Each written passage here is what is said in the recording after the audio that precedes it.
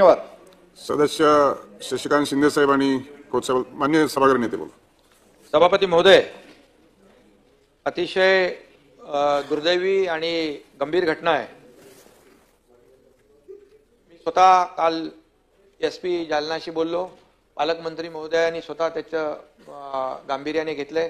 स्वतः पालकमंत्री तिथे जाऊन त्या भेट देणार आहेत आणि मी SP बरोबर बोललो आणि ते व्हिडिओ बघितल्यानंतर अंगावर शारे येत आहेत. म्हणजे गरम ह्याच्यातलं भट्टी केली आहे आणि त्याच्यामध्ये सळया टाकून त्याला हे करतायत. आणि मग मी तिकडे घाटी हॉस्पिटलमध्ये तो ॲडमिट होता. त्याला मग तिथून काढून प्रायव्हेट हॉस्पिटलमध्ये ॲडमिट करायला लावला. आमचा जिल्हा प्रमुख आपला राजेंद्र जंजाळ त्याला मी तिथं पाठवला. मग त्या गेल्यानंतर त्या पेशंटवर जो त्याच्यावर निर्गुण हल्ला झाला आहे त्याच्याशी देखील मी फोनवर बोललो. त्याला फोनवर बोलताही येत नव्हतं नीट, पण त्याला मी सांगितलं बा सरकार तुमच्या पाठीशी तुझ्या मागे उभा आहे, काळजी करू नको. पालकमंत्री स्वतः जाणार आहेत आणि त्यामुळे अतिशय दुर्दैवी आणि हा मानवता म्हणजे माणुसकीला काळीमा फासणारा हा प्रकार आहे. म्हणजे तिथं बघणारे लोक, व्हिडिओ काढणारे लोक आणि एकच दौंड नावाचा कोण माणूस आहे त्याच्यावरच गुन्हा दाखल झाला, एकालाच पकडलाय आणि 307चा गुन्हा दाखल झालेला आहे. SPनी सांगितलं, पण मी SPला देखील सांगितलं की जेवढे यामध्ये गुन्हेगार आहेत एकही माणूस सुटता कामा नये. ज्यांची जबाबदारी आहे ते या केसमध्ये पूर्णपणे त्यांना अटक झाली पाहिजे. आणि हा खऱ्या अर्थाने एवढा निर्गुण प्रकार आहे की खऱ्या अर्थाने जसं त्यांनी मोका लावण्याची मागणी केलेली आहे तर खऱ्या अर्थाने त्याला मोका लावण्याची प्रक्रिया आपल्या गृह विभागाच्या माध्यमातून आपण करू. आणि खऱ्या अर्थाने अशा प्रकारचे जे लोक आहेत हे म्हणजे यांना तात्काळ म्हणजे जागच्या जागी त्यांना, आता मी ते भाषा वापरत नाही, परंतु खऱ्या अर्थाने म्हणजे कठोर शिक्षा झाली पाहिजे. पुन्हा अशा प्रकारचं आणि व्हिडिओ व्हायरल केलाय, त्याचाही व्हायरल झाला. त्याच्या बाबतीमध्ये पण फाशीची शिक्षा त्याच्यामध्ये देखील त्याच्यामध्ये देखील वाल्मिक कराडला फाशी झाली पाहिजे हीच मागणी आपली आहे. वाल्मिक कराडला फाशी झालीच पाहिजे ही देखील मागणी आपल्या सगळ्यांची आहे. त्यामुळे या प्रकरणामध्ये सभापती महोदय आपण गांभीर्याने घेऊन संबंधित विभागाला देखील आपण तशा प्रकारच्या सूचना द्या. मी देखील गृहमंत्री मुख्यमंत्री महोदयांशी बोलतो आणि याच्यावर अशा प्रकारच्या गुन्हेगाराला कुठेही पाठीशी घालता कामा नये. त्याला पूर्ण कठोर शिक्षा त्याच्यावर झाली पाहिजे आणि मोका देखील लागला पाहिजे. या संदर्भातली देखील कारवाई होईल.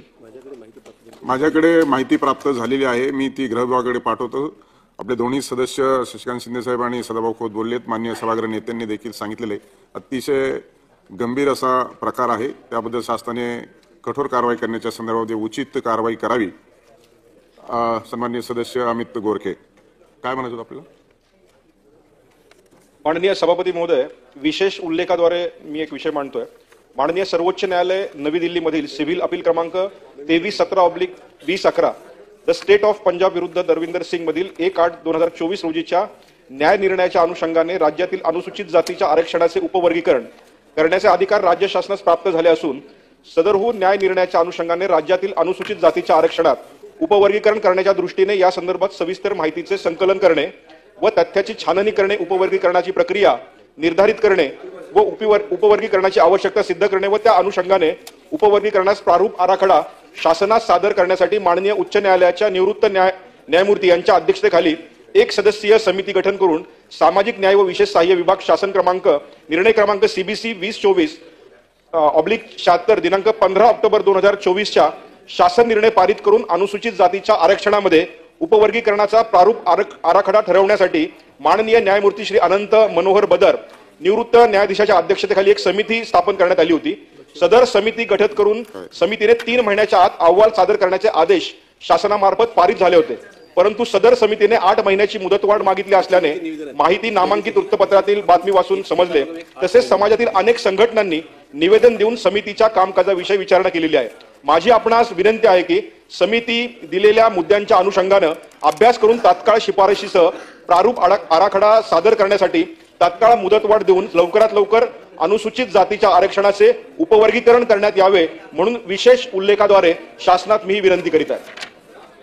लक्षवेधी क्रमांक 1 विक्रांत